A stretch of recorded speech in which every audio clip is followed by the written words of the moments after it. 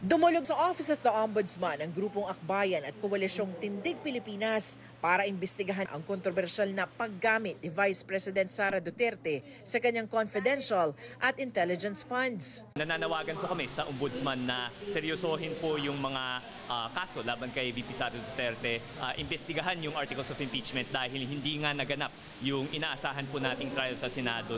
Kasamang ilang miyembro ng Tindig Pilipinas sa citizen complainant sa isa sa mga impeachment complaint noon laban sa bise sa Kamara.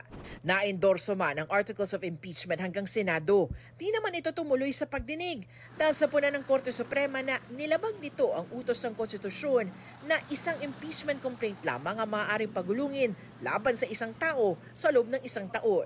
Sa Pebrero pa ng susunod na taon, maaaring sampahan ng impeachment complaint ang bise. Base sa decision ng Supreme Court, ang sinabi naman nila, hindi naman mali yung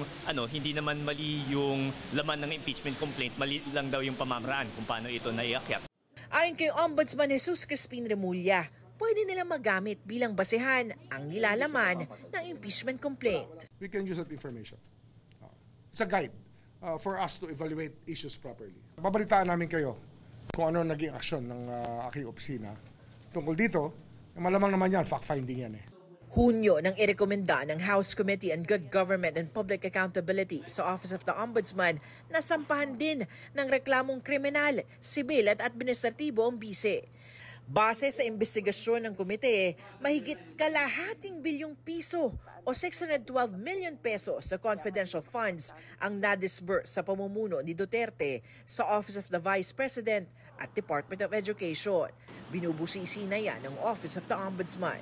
Ang impeachable officer pwedeng maharap sa kaso, kaya lang wala sa poder, wala sa kapangyarihan ng ombudsman na alisin sila sa opisina. Impeachable officer yan . Kaya impeachment pa rin ang proseso kung nais natin silang mawala sa opisina. Patuloy na kinukuha ng GMA Integrated News ang panig ni Vice President Sara Duterte.